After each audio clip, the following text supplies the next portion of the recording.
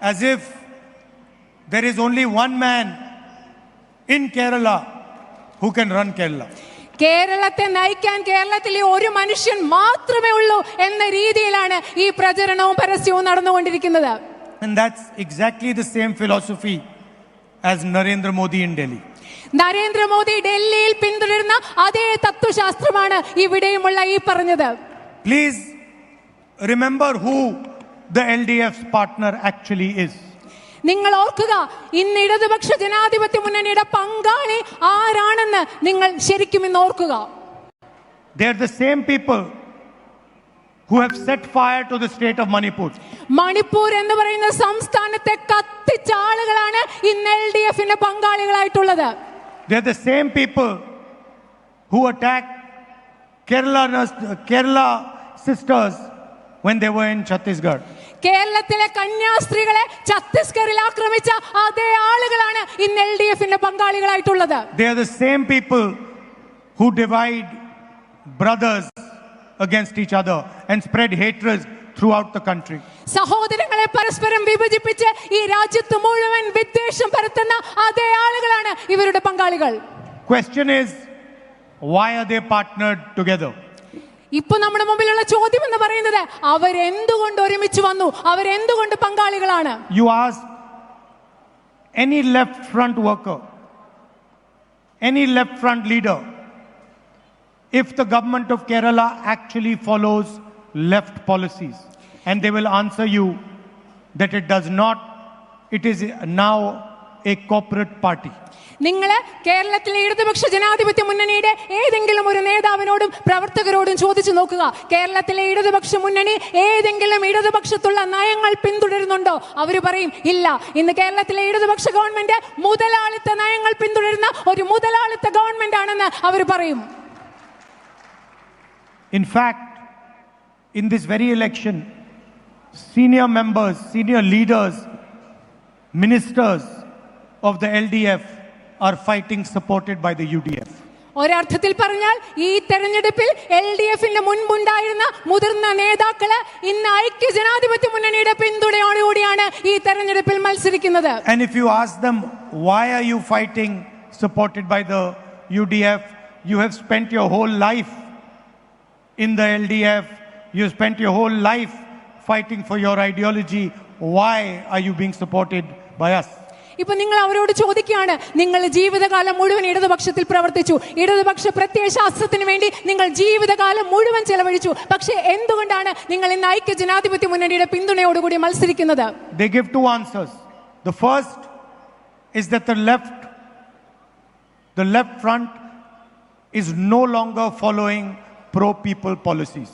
അവർ രണ്ട് കാരണങ്ങൾ പറയും. ആദ്യം അവർ പറയുന്നത് ജനങ്ങൾക്ക് വേണ്ടിയുള്ള പദ്ധതികൾ, നയങ്ങൾ ഇടതുപക്ഷ ഗവൺമെന്റ് പിന്തുടരുന്നില്ല എന്ന ആദ്യത്തെ കാരണമാണ് അവർ പറയുന്നത്. And the second is that we cannot stand the arrogance of the chief minister. രണ്ടാമത് അവർ പറയുന്ന കാരണം എന്താണെന്നറിയോ? ഞങ്ങളെ കൊണ്ട് ഈ മുഖ്യമന്ത്രിയുടെ അഹങ്കാരവും ധാർഷ്ട്യവും സഹിക്കാൻ പറ്റുന്നില്ല എന്നാണ് അവർ രണ്ടാമത് പറയുന്നത്. It is the same idea.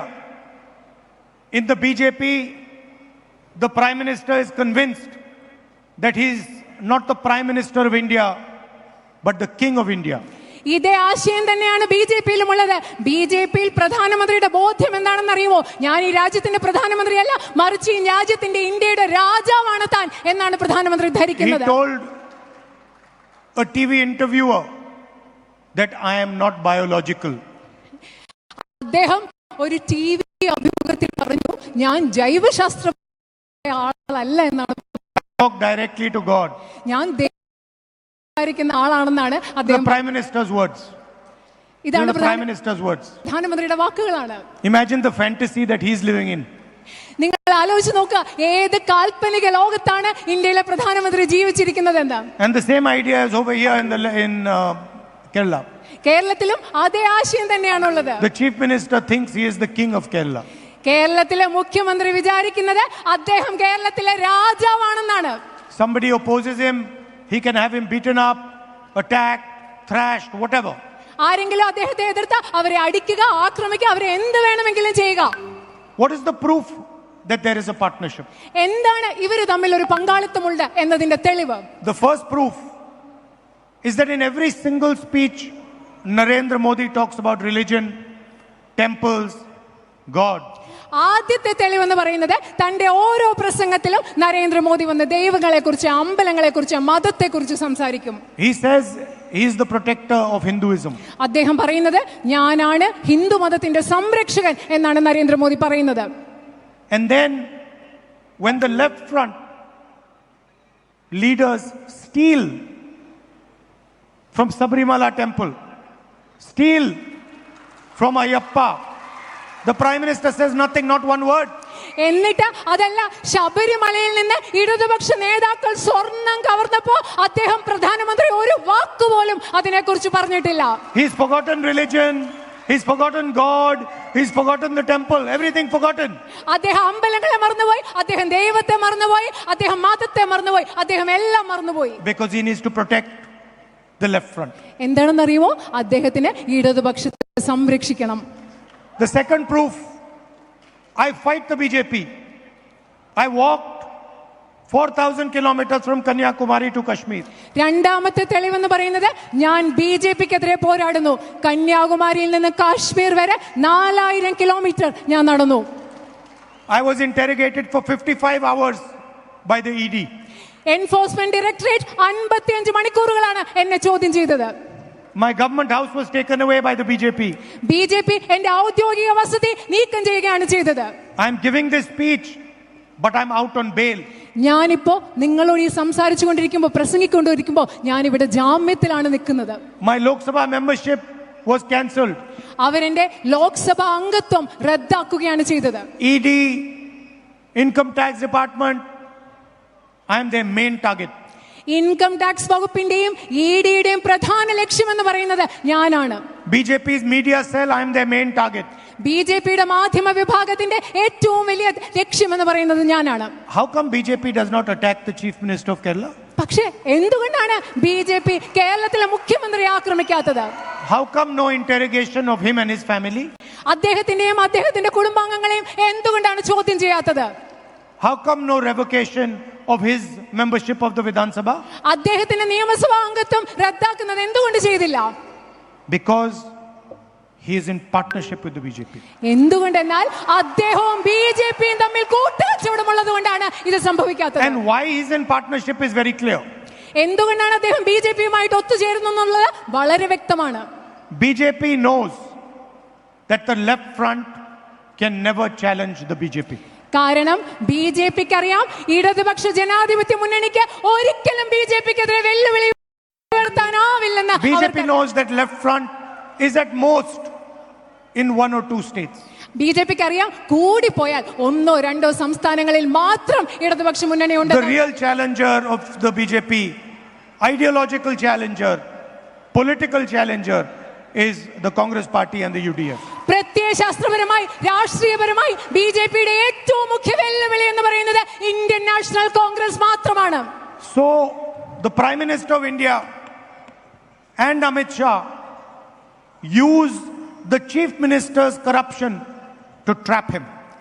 അതുകൊണ്ട് ഇന്ത്യയുടെ പ്രധാനമന്ത്രിയും അമിത്ഷായും നിങ്ങളുടെ മുഖ്യമന്ത്രിയുടെ അഴിമതി അദ്ദേഹത്തെ കെണിയിലാക്കാൻ വേണ്ടി ഉപയോഗിക്കുകയാണ്.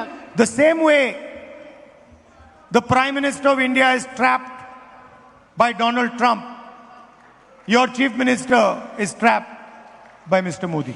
എങ്ങനെയാണോ ഡൊണാൾഡ് ട്രംപ് നരേന്ദ്രമോദിയെ കുടുക്കി കെണിയിലാക്കിയിരിക്കുന്നത്, അതുപോലെ നിങ്ങളുടെ മുഖ്യമന്ത്രിയെ നരേന്ദ്രമോദി കെണിയിലാക്കി വെച്ചിരിക്കുകയാണ്. Narendra Modi cannot say a word in front of Donald Trump. Donald ട്രംപിന്റെ മുമ്പിൽ നരേന്ദ്രമോദിക്ക് ഒറ്റ വാക്ക് പറയാനുള്ള ധൈര്യമില്ല. Donald Trump has publicly said, I will destroy this man whenever I feel like. Donald Trump പരസ്യമായിട്ട് പറഞ്ഞിട്ടുണ്ട്, എനിക്ക് എപ്പോ തോന്നുന്നു അപ്പൊ ഞാൻ ഈ മനുഷ്യനെ ഇല്ലാതാക്കി കളയും. He abuses him all the time, publicly. പരസ്യമായിട്ട് അദ്ദേഹം എല്ലാ സമയത്തും നരേന്ദ്രമോദിയെ അവഹേളിക്കും. And Narendra Modi does not say anything. എന്നാൽ നരേന്ദ്രമോദി തിരിച്ചും പറയില്ല. Because Trump has 2 weapons. കാരണം ട്രംപിന്റെ കയ്യിൽ 2 ആയുധങ്ങളുണ്ട്. The first weapon is the Epstein files, ആദ്യത്തെ ആയുധം എന്ന് പറയുന്നത് Epstein ഫയലുകളാണ്. where the truth of Mr. Narendra Modi's character is hidden. അവിടെയാണ് എപ്സ്റ്റീൻ ഫയലുകളിലാണ് നരേന്ദ്രമോദിയുടെ സത്യം ഒളിച്ചിരിക്കുന്നത്. Trump knows that if he releases those Epstein files, Narendra Modi's character is finished. His reality will be out on the street. ട്രംപിനറിയാം Epstein ഫയലുകൾ പുറത്തു വന്നാൽ നരേന്ദ്രമോദിയുടെ സ്വഭാവം അതുകൊണ്ട് ഇല്ലാതാവും. അദ്ദേഹം എന്താണെന്ന് എല്ലാവർക്കും മനസ്സിലാകുമെന്ന് ട്രംപിന് വ്യക്തമായി അറിയാം. And the second weapon is Adani. രണ്ടാമത്തെ ആയുധം എന്ന് പറയുന്നത് അദാനിയാണ്. Adani is not an ordinary company. Adani എന്ന് പറയുന്നത് ഒരു സാധാരണ കമ്പനിയല്ല. It is actually the financial system of the BJP. യഥാർത്ഥത്തിൽ അദാനി എന്ന് പറയുന്നത് ബിജെപിയുടെ സാമ്പത്തിക സംവിധാനമാണ്. The BJP gives Adani India's infrastructure, India's airports, India's ports, your land, power plants, everything. And Adani in turn finances the BJP and the Prime Minister. BJP അദാനിക്ക് നൽകുന്നത് നിങ്ങളുടെ ഭൂമി, ഇവിടുത്തെ എയർപോർട്ടുകൾ, ഇവിടുത്തെ തുറമുഖങ്ങൾ, ഇവിടുത്തെ അടിസ്ഥാന സൗകര്യങ്ങൾ ഇതെല്ലാം അദാനിക്ക് നൽകുകയാണ്. അതിന് പകരമായി അദാനി മോദിക്കും ബിജെപിക്കും സാമ്പത്തികമായിട്ട് അവർക്കുള്ള പിന്തുണ നൽകുകയാണ് ചെയ്യുന്നത്. And Trump has put a case, a criminal case on Adani in America. അതുമാത്രമല്ല അമേരിക്കയിൽ അദാനിക്കെതിരെ ട്രംപ് ഒരു ക്രിമിനൽ കേസാണ് രജിസ്റ്റർ ചെയ്തിരിക്കുന്നത്. Adani cannot go to America. അദാനിക്ക് അമേരിക്കയിൽ പോകാനേ കഴിയില്ല. Adani cannot travel to Europe. അദ്ദേഹത്തിന് യൂറോപ്പിലേക്ക് യാത്ര ചെയ്യാൻ പറ്റില്ല. But the target is not Adani, the target is Modi.